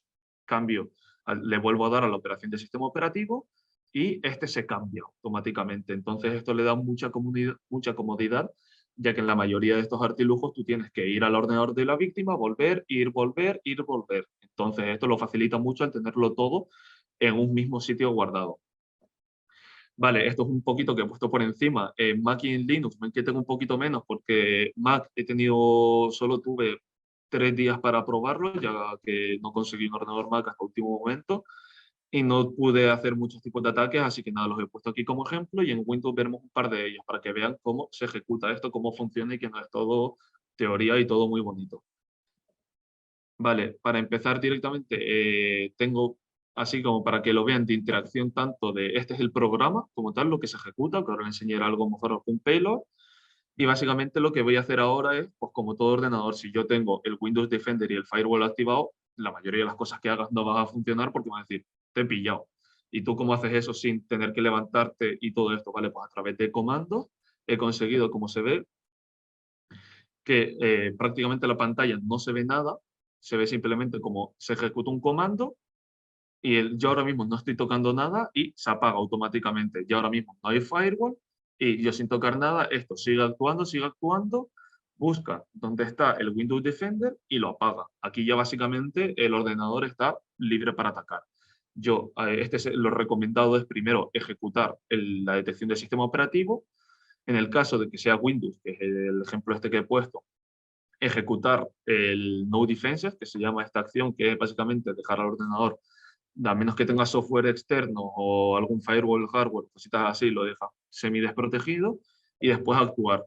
Tengo dos ejemplos, uno en el que, por ejemplo, lo he hecho simplemente cómo se vería de verdad, porque, claro, si tú estás en tu pantalla y de repente ves que se te pone una shell así en la cara y dices, ¿a dónde estaba? ¿Qué está pasando aquí? Ya te extraña. Entonces he hecho un ejemplo en el que se ve para que vean cómo funciona poquito a poco y otro en el que no. Empezamos aquí, si les parece, por el que no. Este lo que hace es crear una reversa. Una reversa, para el que no lo sepa, es básicamente yo lo que hago es, desde la consola que les enseñé antes, la Raspberry Pi, desde mi servidor, me pongo por un puerto a la escucha y le estoy diciendo al ordenador, a mi propio ordenador, le digo, vale, me vas a enviar una shell de comandos, un command prompt a este sitio. Entonces, aquí se ve como yo, por ejemplo, en este ordenador estoy escuchando por el puerto 8080 y yo estoy esperando. Entonces, en este momento, conecto la consola al ordenador, activo la función y como ven aquí, simplemente aquí ya está funcionando, no pasa nada. Tú estás trabajando, ves esto, hace en un segundo. Y aquí ya como ven, pues tengo acceso a su ordenador, se llama Reverse DAC 3. Y si yo hago una comprobación de ver el directorio, veo que estoy en el ordenador, veo que este es mi ordenador y estoy dentro directamente. Aquí lo único que se ha visto es que hay maneras de ocultarlo también, se ha puesto un poquito así por demo y porque ahí a veces funciona un poco raro, depende de la versión del Windows, pero únicamente verías el abajo a la izquierda ese que se ha ejecutado algo, pero ha sido un intervalo tan pequeño de tiempo que en cuanto una persona se gire y vuelva a mirar, ya no está, y han visto y ya tengo acceso al ordenador perfectamente y ya aquí pues, podría jugar con muchísimas más cosas. Y después pues les enseña uno que dura un poquito más, lo vamos a ir haciendo un poquito más para adelante, que es lo que de verdad hace, pero enseñándolo. Aquí, como se ve, yo tengo es la Raspberry, este es el archivo que he dicho antes, la consolita que yo he dejado en casa, el ordenador, que está completamente encendido y se puede ver tanto desde mi red como de una red externa, y puedes meter y sacar y leer archivos, puedes hacer lo que quieras directamente con esto. Entonces, yo en este caso la tengo aquí en casa conectada y, por ejemplo, vemos que tengo pues aquí mi directorio, tengo la shell, lo que hemos visto en el ataque anterior, y Mimikatz. Mimikatz es un programa que básicamente es una navaja suiza dentro de Windows, te permite hacer muchísimas funciones, y en este caso lo que vamos a usarla, que es como una de las funciones más conocidas, es el logon password, que es sacar los hashes de las contraseñas de todos los usuarios, lo cual eso después con Hashcat o miles de herramientas podríamos sacarlas en texto claro y ver las contraseñas. Entonces, como esto no se debería de ver, pero yo en cuanto aquí ya ejecuto, como ven, está el firewall apagado y el Windows Defender como he hecho antes, y el ejecutarse, pues vale, va a abrir una consola, a ver que no enfoca bien. Uy. Y al abrir esta consola lo he puesto bastante poquito a poco, lo podré ver de un paquete de caña, como ven, como aquí lo que está haciendo es conectar, no intente conectarse al servidor porque está cerrado. Lo que hace básicamente es coger el archivo decir, hola, aquí estoy, ¿tienes archivo Mimikatz? Sí, lo coge, aquí se despide, lo cierra, ejecuta este archivo automáticamente. Esto está muy lento, por lo digo, lo he hecho un poquito para mirarlo, enseñarlo y se me ha ido un poco de lento. Pero bueno, aquí justo lo he pasado. Como ven, en cuanto se ejecuta el comando, yo aquí no estoy tocando, he sacado los hashes del ordenador y de todo el directorio de Windows. Y una vez, vale, pues con esto es un archivo enorme. Como lo saques, como tengas unos cuantos usuarios, el archivo es enorme. Entonces yo lo que hago es volver a abrir el servidor, volver a conectarme a la Raspberry y enviar este archivo que he sacado y evidentemente borrar todo. Yo no quiero que alguien venga, alguien de forense, y vea que evidentemente he ejecutado comandos, he ejecutado este archivo y de repente encuentre el archivo de las contraseñas y el programa. Entonces lo que hago es mandarlo al servidor y en cuanto se cierra, empiezo a borrar. Borro primero el Mimikatz, borro el log del propio Mimikatz, entonces ya no queda señal de este programa, se cierra y se apaga el propio, la consola se apaga y el historial de la consola también se elimina. Esto evidentemente no se vería en un ataque normal como lo enseñé en el primero y ocurriría en 1 o 2 segundos como se ha visto en el anterior. Tarda muy poquito y está todo hecho en oculto. Entonces si aquí yo vuelvo a mirar los archivos que tengo, a ver, vale, pues ves que tengo Mimikatz log. Tengo directamente las contraseñas, todo el archivo que he sacado. Entonces ya aquí yo desde casa pues podría sacar mis contraseñas y como vemos, si lo leemos, pues tenemos el archivo exactamente igual que en el Windows. Este es un poquito el funcionamiento por encima de la consola. Después, la idea, todo lo ideal es automatizarlo, hacerlo todo mucho más fácil. La idea de, por ejemplo, juntar dos payloads, juntar directamente que apague el firewall, apague el Windows Defender y conecte, a ver, y conecte directamente otro payload diferente. Y la idea automatizada que está hecha, como les he comentado, del sistema operativo, la versatilidad que tiene él. Lo desenchufa a un ordenador que ya lo he reventado, lo conecto a otro, que es del sistema operativo Linux y no es el mismo, o Mac y no es el mismo que el anterior, perfecto. Le doy la función de adivíname el sistema operativo y en cuanto me saques del sistema operativo, la consola se resetea, borra los de Windows y aparecen los de Mac. Esto da como un poder, entre comillas, ilimitado a esto. Evidentemente, así un poquito ya, más para conclusión, una sesión de preguntas, es una herramienta que la consola creo que sí que es cara, creo que cuesta aproximadamente unos 70 euros, pero esto se puede hacer con una placa. Compras una placa, una pantallita, unos botones y tal. Yo lo he hecho por un poco pereza porque ya lo tenía montado. Entonces, pues, ¿para qué hacerlo más? Pero evidentemente esto después se puede evolucionar muchísimo más esta herramienta para que vean que no hace falta comprarse las herramientas de Internet, esto se puede montar por uno mismo, como pueden ser diferentes tipos de ataques, por ejemplo, por red, por el Bluetooth o el BLE que comentó antes mi compañero Carlos. Esto, añadiéndole diferentes a esta placa, si yo le conecto más, por decirlo así, una antena, le conecto el Bluetooth, le conecto diferentes dispositivos, pues básicamente el alcance de esto es ilimitado. Entonces, así como conclusión, punto número 1, que lo he vivido más de lo que me gustaría, por favor, si encuentran un pendrive, si encuentran algo, no lo conecten, porque ya vieron que simplemente con enchufarlo me puedo sacar todas vuestras contraseñas, podría incluso colar un malware en vuestro ordenador y que simplemente se destruya y cosas así. Y también un poco el proponer, el investigar, el no coger la solución fácil de, mira, lo tengo hecho, lo compro. Esto es una cosa como mucho más adaptable, mucho más personalizable en este caso, y que en mi caso pues me ha parecido que está muy guay. Evidentemente la idea de esto, como he comentado, de evolucionar, pasar ataques, hacer ataques en Wi-Fi, hacer ataques en Bluetooth, hacer ataques por radiofrecuencia y hacerlo pues todo a mano y que el montaje esté investigar, ha sido una investigación pues la verdad que muy interesante, muy curiosa y que me ha gustado mucho. Así que, bueno, así un poquito como el desarrollo de mi herramienta hacking personal. Así que nada, muchas gracias a todos, en especial a ustedes y a la UTAD que me ha dado la oportunidad de hacer esto. Por aquí tienen mis redes sociales, en general mi GitHub, mi correo electrónico para cualquier cosa de mi personal. Y el GitHub, lo que me comenté, el proyecto por ahora estará cerrado un mes y medio más o menos, ya que como es para el TFG no me han dado permiso para dejarlo abierto, pero más adelante todavía quiero aumentarlo un poquito para dejar instrucciones y que simplemente tú con tu propia consola puedas hacer esto y nada, concienciar de que cualquier cosa puede ser un arma si le echas ganas. Así que nada, un poquito más. Pero que sea un alma buena, que aquí lo que tenemos que Sí, transmitir es que sí, esto sí. está hecho para hacer el bien, no para hacer Sí, trastadas. Eso es lo esto está hecho para hacer el importante. bien. Sí, O sea, todo lo evidentemente, que esto está descubramos, hecho bien, como ya lo comentó antes Carlos exacto. anteriormente, esto está hecho simplemente con un propósito educativo y más adelante para el trabajo, pero es algo que evidentemente no puedes ir conectando cosas al ordenador de los demás. Esto todo hecho lo he hecho sobre ordenadores míos, sobre objetos míos y con datos que son míos personales. Esto aplicado a entidades externas, personas externas, es muy legal y no es algo recomendable. Ir a un sitio, Es un conectar un delito. ordenador, es un delito más que Es un nada. delito, no recomendable, Así no. que Más a que menos nada es un que delito.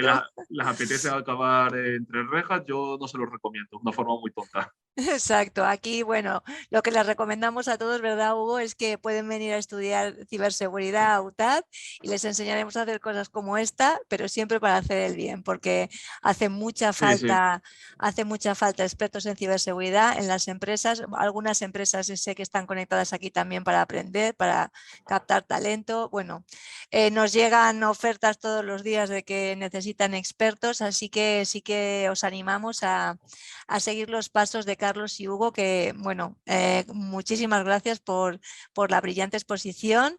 Bueno, por aquí dan las gracias por la charla interesante, muy ingenioso elemento. Una duda rápida, venga, sí, tenemos tiempo, ¿vale?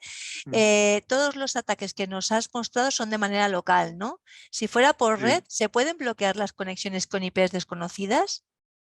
Por otro lado, ¿puedes Sí, volver a la pestaña de contacto un momento? Quieren coger tu contacto. sí, lo dejo por ahí, que no se sí que se ve bien, ¿no? Sí. Sí, sí, se ve. Quita el punto Es, encima, quita el punto, vale. a ver, Mm.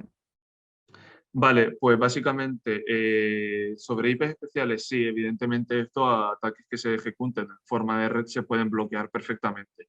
Esto evidentemente también se desarrolla de los payloads, que por cierto, que no lo he enseñado, ahora iba a enseñar un poco cómo es un payload para que simplemente lo vean y cómo se hace.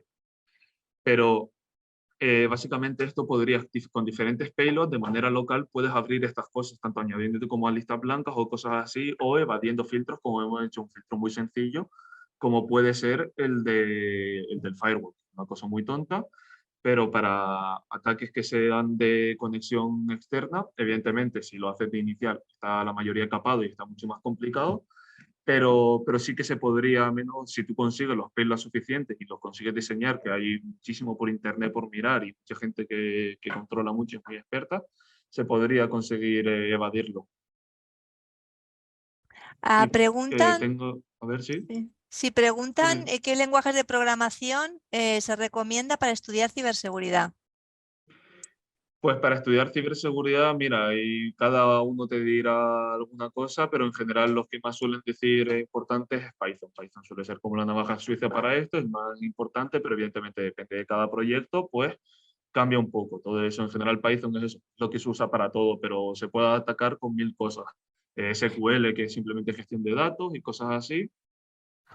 Pero, por ejemplo, Solo una cosa, para aquellos que estéis interesados en Python, el día 2 de marzo de 5 a 7, todavía no lo tenemos publicado en nuestra página web, pero publicaremos, vamos a impartir un taller de programación en Python, ¿vale? El 2 de marzo de 5 a 7. Estar atentos, pues la semana que viene seguramente sacaremos esa información. Y es gratuito también, sí. A ver, a ver, alguna cosilla más. ¿Se pueden ejecutar payloads a nivel de BIOS o con solo contra el sistema operativo? en este caso solo se ejecutan contra sistemas operativos. Si tú quisieras, esto lo investigué en su momento, si tú quisieras ejecutar a payloads a nivel de BIOS uy, a ver, que se enfoca, a nivel de BIOS del propio ordenador, tendrías que hacerlo conectándote no simplemente a un USB, porque entonces el ordenador no habla, el ordenador está muerto, y podrías llegar a acceder con el ordenador encendido, pero con esta consolita en principio no sería posible el atacar contra BIOS. Y así para terminar, que me lo preguntaron, que justo con la pregunta del lenguaje, por ejemplo, esto está hecho en Arduino, que es el lenguaje general que se usa para este tipo de, no de consolas, sino de placas, todo lo que se usa de hardware y cositas así, suele ser en Arduino, y por ejemplo, esto es un ejemplo de un payload, que esto, por ejemplo, el directory grabber, que está hecho básicamente, yo lo que hago es que con un comando te leo todo tu directorio, leo todas tus carpetas y me las mando a un servidor de Dropbox. Entonces, como vemos, esto yo lo que hago es decirle que quiero que toque en el teclado. Le digo que me toque el Windows, el R, y simplemente, pues nada, después el comando entero para que haga el escáner entero y me lo manda a mi propio Dropbox. Esto cambia, evidentemente, este es solo el de Windows. Hay mil de ellos que lo puedes hacer. Esto es echar la imaginación, investigar y ataques que puedes desarrollar tú en el Windows, ver cómo lo haces sin tocar el ordenador, simplemente a través de un teclado. Y evidentemente esto cambia. Pues depende si es un Mac, si es un Windows o depende de lo que sea. Así que, bueno, si alguien tiene alguna duda sobre el código o algo. A ver, Carlos, ¿querías hablar? Sí, era para completar una cosilla del lenguaje de programación. Sobre todo Depende a qué sección de la ciberseguridad te quieras dedicar. O sea, si tú te quieres meter en el ámbito del Red Team, es muy importante que sepas C. C, C++, C Sharp y el lenguaje que está ahora naciendo nuevo, que es Rust. Son lenguajes a bajo nivel que te permiten tocar directamente el sistema operativo, memoria y todo ese tipo de cosas y es muy importante saber de eso si quieres realmente llegar a ser un buen red team o poder desarrollar tus propias cosas para bypassear defensas y todo ese tipo de cosas. Luego Python si quieres desarrollar herramientas, también son los lenguajes top. Muchas gracias, Sí, Carlos, por la la matización. explicación perfecta a lo que me quedé yo, sí. Esto depende evidentemente a lo que te quieres dedicar y dónde te quieres meter. Yo como últimamente lo que más he hecho ha sido eso, desarrollo de herramientas, pues estoy muy acostumbrado a Python y Arduino. Pero sí, Claro, es evidentemente esto verdad, es que depende de dónde te metas. claro, algo que no hemos comentado es que la ciberseguridad tiene muchas salidas profesionales, no es una única salida profesional, porque hablamos de hacking ético, de pentester. Bueno, si podéis comentar vosotros un poco qué salidas profesionales tiene estudiar ciberseguridad, os lo agradecería. Pues esto es, en general, el estudiar ciberseguridad con la UTAD, la verdad que dado las muchas asignaturas que se tiene, como que te enfoca un poquito a todos los ámbitos dentro de la ciberseguridad. Tanto como al ofensivo, como si te quieres dedicar a la parte de forense, como a la parte de bastionado. Esto te va a abrir un mundo de posibilidades infinito. Realizar auditorías, hasta simplemente, pues, si te mola más el tema de configurar, de proteger el ir a una empresa y proteger los equipos de esa empresa, proteger las cámaras, proteger todos los archivos, a ver diferentes tipos de ataques que ha pasado. Y depende de lo que te guste esto. En principio, yo siempre lo que recomiendo cuando a veces me han preguntado de quiero meterme en la seguridad, ¿dónde me meto? Es pues prueba un poco de todo, ponte a mirar y cada uno encuentra lo suyo. A mí en general me suele gustar un poquito más el ámbito de red teaming, de la ciberseguridad en el lado de atacante, pero también me gusta mucho también, por ejemplo, el blue team, la configuración de equipos, la protección de estos mismos y tal. Es un mundo muy grande y dentro de, por ejemplo, eso del red teaming, pues tienes muchísimos, como puede ser criptografía, pueden ser ataques en redes, pueden ser directamente dedicarte a Windows, que es un mundo. Dentro de cada apartado hay subapartados y dentro de estos también un mundo súper extenso y al final es encontrar lo que te gusta y con lo que te sientes más cómodo. En el caso, pues, eso, a lo mejor lo de Carlos, del ataque, más el mundo del red teaming, de atacante de coches, a mí me gusta mucho eso, el desarrollo de herramientas y cositas así, me parece muy curioso, es buscar tu hueco, pero el mundo de la ciberseguridad es infinito y a nivel laboral es prácticamente de lo más importante y de lo más que se pide actualmente. Muchas gracias a los dos. Sí, Sí, si me permites Carlos. un segundo para Claro que terminar de sí. completar esto. Sobre todo, yo creo que puedes diferenciar dos ramas, la rama ofensiva y la rama defensiva, bastionado, bueno, tres ramas, rama ofensiva, defensiva y forense, por así decirlo. En la rama ofensiva te vas a poder dedicar tanto lo que es un pentester normal, que hace auditorías de todo tipo, como ha dicho, pueden ser pues, auditorías a servidores web, internas, externas, pentesting web. Y luego pasas a otro nivel, que es el ámbito del red teaming, que esos son ejercicios simulados a una organización bajo el consentimiento de la organización. Y luego tienes también una parte que yo creo que es muy bonita, que es la parte del research, que es poder realizar tus propias investigaciones de cara, pues, para poder darte a conocer, dar a conocer vulnerabilidades nuevas, simplemente investigar, porque conoces a mucha gente y expandes tus conocimientos infinito. La parte de defensiva, que es, bueno, pues bastionar organizaciones y defender máquinas, respuesta a incidentes y todo ese tipo de cosas. Luego análisis forense, que es, como su propio nombre indica, el poder realizar un análisis de, oye, si me han atacado por aquí, quién me ha atacado, cómo se ha hecho, qué ha tocado el sistema, etcétera. Y sobre todo es muy importante, en mi opinión, dediques a lo que te dediques en este mundo. Uno, te tiene que gustar, porque no te metas nunca en un sector de estos por el dinero. Métete en este sector porque realmente te llama la atención y te gusta y sobre todo que tengáis ganas de realizar, investigar y moveros. es muy importante y yo creo que es muy bonito. Muchas gracias, Carlos. Sí, Hugo, no se te oye, te has muteado. Hugo, Sí, estás perdón, muteado perdona. ahora. Sí, ahora. Que nada, que he visto ahí una última preguntilla justo como me ha abierto el chat. Que me han dicho lo de TryHackMe como plataforma para aprender. Yo la verdad TryHackMe la conocí hace, bueno, yo empecé en general a aprender pues los típicos cursos de solo leer, hay miles de ellos que hay por ahí guardados, pero en general TryHackMe está muy bien. Para empezar a mí me parece que está bastante guay porque toca muchos puntos de introducción, incluso hay varios cursos de si simplemente nunca has tocado un Linux, nunca te has metido en este mundo. Y si no, el que me gusta, el que es mi favorito y que sí que me lo suelo hacer porque hay muchos gratuitos aparte, es en Hackthebox Academy. Hackthebox es una página que se usa mayoritariamente para diferentes retos o para máquinas que se dejan abiertas para vulnerarlas y tiene la sección de Academy. Muchas veces el Academy tiene cursos gratuitos muy buenos que son muy completos, te enseña sobre diferentes ramas de la ciberseguridad y eso, muchos son gratuitos e incluso los de pago, yo he pagado alguno que otro y valen la pena, pero plataformas para aprender hay muy buenas. Por ejemplo, eso, TryHackMe, como han dicho, está muy bien. TryHackMe es una muy buena. Y yo no lo usé para empezar, lo usé un poquito más avanzado, pero también es una muy buena opción. Y es que, como ya he usado muchísimas, está HackerRank, me gustó mucho. Después HackRocks también está muy bien. Hay un mogollón de ellas que puedes mirar y que te inician eso. Nunca has tocado un Linux y quieres empezar totalmente desde cero. Perfecto. ¿Alguna pregunta más? Si no, vamos a ir cerrando la sesión. Y si no, la UTAD también es una muy buena opción para la Hombre, sección de ciber. yo creo que también es la mejor. Una cosa es para empezar y otra cosa es para ser hard cyber security. Sí, pero igualmente para estas cosas siempre, incluso aunque te metas después en cursos online, siempre viene muy bien tener una base. Ya que sí, Sí, puedes empezar con los cursos de iniciación. Nunca he tocado un Linux, pero si empiezas un poquito más adelante, pues sí que le da como algo más de valor y la verdad que se nota un poco la diferencia.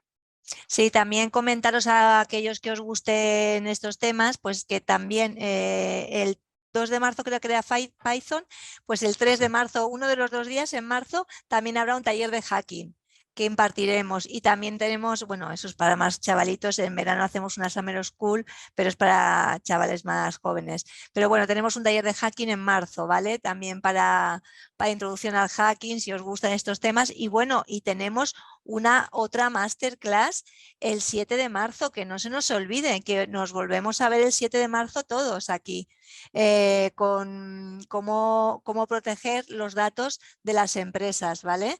Que se me ha olvidado comentarlo al principio, que es un ciclo de masterclasses y en marzo tendremos otra masterclass con otro experto. ¿Vale? Sí, esta era mi idea. Me gusta saber un poco antes de comenzar un grado oficialmente. Pues si quieres información, puedes escribirnos a info, espera, @utat.com sobre las titulaciones nuestras, ¿vale? Te pongo aquí a Eric, ¿vale? Sí, se va a enviar correos sobre esta masterclass. A ver, os vamos a enviar un correo con la grabación de esta masterclass porque Hugo, Carlos, me habíais dado permiso, ¿verdad? Para grabarla y poder enviarla a los participantes y a aquella gente que no haya podido por algún motivo estar. ¿Vale? Os enviaremos la Sí, grabación y os sin problema por mi recordaremos. parte. Vale, y os enviaremos también el link a la siguiente masterclass para aquellos que no os hayáis inscrito todavía, que os podáis inscribir, ¿vale? Hay que inscribirse otra vez en la otra masterclass, sí. ¿Vale? Os lo pondremos todo en el mail. Pues nada, pues muchas gracias a todos, Hugo, Carlos, 1.000.000 de gracias. Gracias a todos por estar aquí un martes a las 8:19 por amor a la ciberseguridad, celebrando el SES Internet Day. Y esperemos que hoy con Hugo y con Carlos pues hayáis aprendido mucho para hacer todo más seguro. ¿Vale? Muchas gracias a todos Muchísimas por gracias estar a aquí. todos. Un abrazo muy fuerte y bueno, bienvenidos a UTAT, a la comunidad UTAT, y nos volvemos a ver el 7 de marzo. Gracias a todos. Bueno, no me he puesto la cámara, pero bueno, me despido ya con la cámara. Hasta luego. Adiós. Gracias a todos. Muchas gracias, Carlos, Hugo. Gracias. Adiós. Nos vemos Gracias a ti. pronto. Hasta luego. Adiós. Chao, chao. Gracias a Adiós. ti, Amalia. Hasta luego. Adiós. Adiós.